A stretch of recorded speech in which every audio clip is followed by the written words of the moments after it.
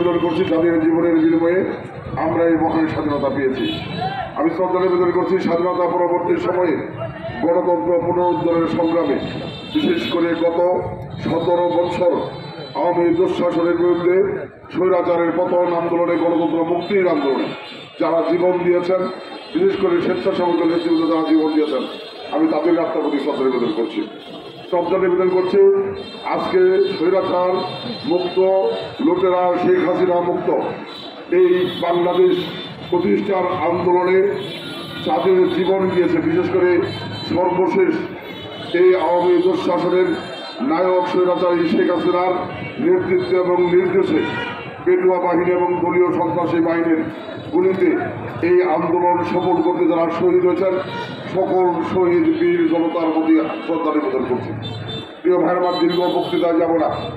যুগের প্রয়োজনে, দেশের প্রয়োজনে, সময়ের প্রয়োজনে এই বাংলাদেশের গণতন্ত্রের অতন্ত্র প্রহরী হিসেবে বাংলাদেশের জাতীয় স্বেচ্ছাসেবক দল প্রতিষ্ঠা হয়েছিল।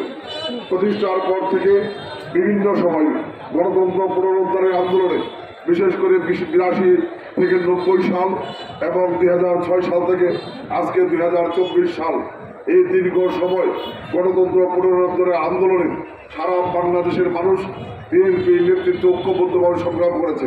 সেই সংগ্রামে জাতীয় স্বেচ্ছাসেবক দলের ভূমিকাও গৌরবোজ্জ্বল ইতিহাস তৈরি করেছে।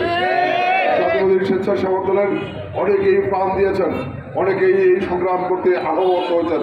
আমি তাদের আত্মার প্রতি শ্রদ্ধা নিবেদন করছি, তাদের প্রতি সমবেদনা জ্ঞাপন করছি।